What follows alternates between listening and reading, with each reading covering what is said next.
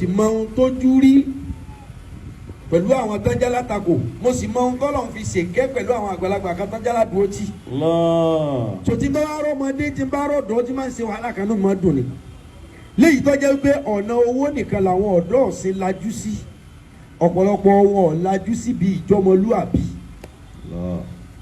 kò sọ́dọ̀ kan tí ọ̀gbọ́gbọ́n afẹ́ lo mọ́tò kò sọ́dọ̀ kan tí ọ̀gbọ́gbọ́n afẹ́ fẹ́yàwó àbá afẹ́ lọ́kọ afẹ́ sayé afẹ́ ṣègbádùn bẹ́ẹ̀ ọ̀pọ̀lọpọ̀ ọ̀gbọ́gbọ́n ìjọmọlúàbí bírú Àyìndé ṣe yìí. ẹ rí i pé ọ̀dọ́ pátápátá ni ó sì jọmọlúàbí iṣẹ́ tí ń ṣe òwò tí ń ṣe ọ̀nà tí ń rìn Ọlọ́run fi àlùbáríkà tá lọ́rẹ̀ ń bẹ. bó ti jọ mi kéé tó bẹ̀tẹ̀ Ọlọ́run wá wò pé kí lòun náà give back fún community kí lòun náà give back láti fi ṣẹ̀san dáadáa tọ́lọ́run ṣe fún ló fi wá àrẹ́jì Ramadan lecture pé ká bára wa sọ̀rọ̀ Ọlọ́run kó gbà kò sí kan rí. tẹ́ ẹ bá wá rí irú èèyàn tọ́lọ́run wá fún nírú ẹ̀bùn tó fò yìí àwọn ẹgbẹ́ rẹ̀ ti ń lo mọ́tò bí ti ń lò àwọn ẹgbẹ́ rẹ̀ tọ́lọ́run gbà fún tọ́lọ́run ràn lọ́wọ́ bó ti ràn lọ́wọ́ yìí wọn ò ní ṣerú eléyìí tábà rẹ̀ ti sọ eléyìí ó yẹ ká ṣàdúrà fún ó yẹ ká bọ́ lọ́hùn dòwò pọ̀ torí rẹ̀ pé kó ga sí i torí bọ́lọ́hùn bá gbé Àyìndé ga jù báyìí lọ yóò ṣe jù báyìí lọ kì í ṣe kírunkírun kan bíi tiwa kì í ṣe gbàwẹ̀gbàwẹ̀ kan bíi tiwa ṣùgbọ́n nífẹ̀ẹ́ sẹ́sìn yìí torí ẹ̀sìn yìí ní í ṣe pẹ̀lú bíbí rẹ̀ mi ò sọnù sà ó nífẹ̀ẹ́ sẹ́sìn yìí torí ẹ̀sìn yìí ní í ṣe pẹ̀lú bíbí ẹ̀ àwọn míì kan dájọ́ kírun ọ̀hún wọ́n ń ṣàtakò Ọlọ́run wọ́n wá ń sọ pé Àyìndé trend yìí ẹni àdúrà ni ọ́ ní ògo Ọlọ́run ibi tóòrò ti dáadáa Ọlọ́run ó mú ọ débẹ̀. Àmín. pẹ̀lú ògo Àyìndé tirẹ̀ ó ní parẹ́ o. Àmín. ó pè mí iṣẹ́ ìjánu àmì Ọlọ́run wá sọ̀rọ̀ Ọlọ́run fáwọn èèyàn láti kó wọn jọ nú àwẹ̀. sówó kan ni Àyìndé fẹ́ gbà lọ́wọ́ àwọn tó wà nílẹ̀ àní kò sì kan rí àkọ́kọ́ ni. eléyìí Ọlọ́run ó fi lé foundation dáadáa fún ọ. tí ó bá fi di next year àtàwa àtiwọ́ ibi tó ga láàtú ti ṣe. Àmín. Ọlọ́run ó sì gbé ọ̀gá jù báyìí lọ. Àmín. Sùúrù àti ayọ̀ ọkàn kò sí ẹ̀dá tọ́lọ́run fún ní gbogbo ohun tó fẹ́ o a fi ayọ̀ ọkàn ṣe sẹ̀ríìrù ni a fi ayọ̀ ọkàn ṣe bẹ́ẹ̀dì ní pẹ́tọ̀ alihamudulilayi lórí ìtọ́lọ́run ṣe nínú tọ́lọ́run dá tó dùn ún pè lẹ́nu tó ṣòro ó hù níwà òun ni sùúrù o sùúrù dùn sọ lẹ́nu ẹ sì ṣe sùúrù lérí ọ̀rọ̀ yìí ṣùgbọ́n tó bá jẹ́ pé òun tó ní ẹ ṣe sùúrù lọ́kàn òun náà ò ní gbà. òun ló fa ọ̀sán kìíní kan bí sọ́bù. wasta'inu bis-sabri was-salati wa innaha lakabiratun illa 'ala al-khashin. sùúrù sọ̀rọ̀ ṣùgbọ́n bí a bá ní ayọ̀ ọkàn yóò débi tí lọ kò sí ẹ̀dá tí ó béèrè 100 tọ́lọ́wọ́ fún 100 bó ṣe pọ̀ lọ́dọ̀ Ọlọ́run tó ẹ̀dá ò ní béèrè 100 kó lu àmì ó kó gbẹ̀ fún. tọ́ba lówó ó lè má lókìkí tọ́ba lókìkí ó lè má tọrọ jẹ òkìkí ò so pọ̀ mọ́ rírí ṣe àìmọye olókìkí tó yẹ pé ariwo wọn ni wọ́n ń pa aṣọ ọ̀run rẹ̀ ọ̀dà bàtà rẹ̀ so òkìkí yàtọ̀ sí rírí ṣe àwọn kan rí ṣe ẹ lè gbókìkí wọn àwọn kan lókìkí tíátà lẹ́fi mọ́ wáàsí lẹ́fi mọ́ orin lẹ́fi mọ́ ṣùgbọ́n ilẹ̀ ọ̀rọ̀. so ọ̀nà àbáyọ tó kálukú ní ni pé ká kọ́ ṣe sùúrù lórí ibi tá a bá ti bára wa ẹni ká wá ní ayọ̀ ọkàn lórí yìí tọ́lọ̀ ń bá ti ní ọ̀tẹ̀ wa lọ́wọ́ ayọ̀ ọkàn yẹn ni ò ní já sáré àṣáájú àìláyọ̀ ọkàn lónìí ti ti ọ̀pọ̀lọpọ̀ síṣòro aka nínú ìwé ìròyìn wọ́n mú ọmọ skul kan tó wà ní yunifásitì wọ́n mú wípé ó fẹ́ fi roommate ẹ̀ tó jọ ń gbé yàrá ó fẹ́ fi ṣoògùn owó. La ilaha illallah. ọmọ tí ń kàwé lọ́wọ́ kí ni ń kan lójú débi pé yóò tún á fi ẹni tí ń kàwé ẹgbẹ́ rẹ̀ ṣe é rí pé ọ̀kan jù à àìkíní wà. mo fẹ́ kẹ́ ẹ mọ̀ lónìí ẹlòmíì ò pé at 30 òun ò tí ì jẹ́ nǹkankan kódà at 30 ànábì ò tí ì dà nábì. sallallahu alayhi wa sallam. àwọn nǹkan tí ó yẹ kẹ́ gbélé mi ẹ wọ́n pé at 35 at 40 ẹ wọ́n mi tó ń bá dé ẹ kíní kan àlọ́ ń ṣe ọlọ́run tá a polongo rẹ̀ at 40 ló tó dà nábì ọ̀hún. sallallahu alayhi wa sallam.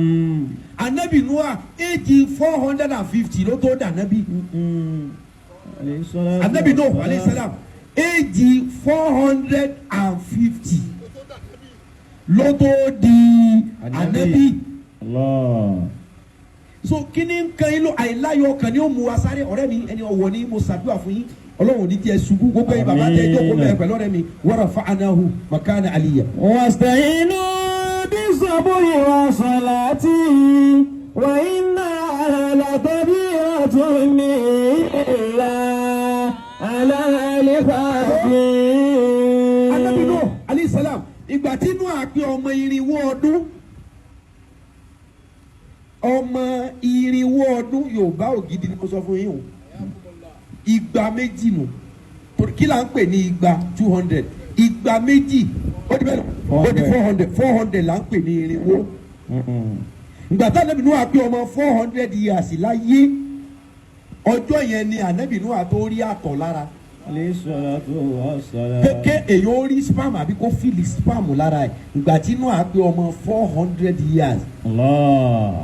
Ohun tí wọ́n ti rí ní age of 14 tó ti rí ní age of 13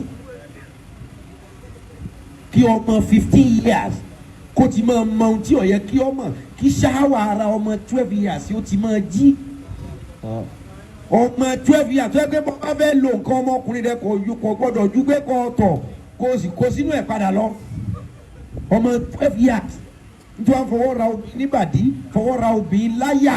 ilaha illallah. Ànábì Nuh àti ọmọ 400 years ló tó mọ kí ni ẹ. njọ́ tó wá rí àtọ̀ ó sùn ó jí báyìí látọ̀ bá dà sí ara rẹ̀ ṣe gèrè inú àbá bu ẹkún pé ṣé kìí ṣe pé ìbínú Ọlọ́run ti dé.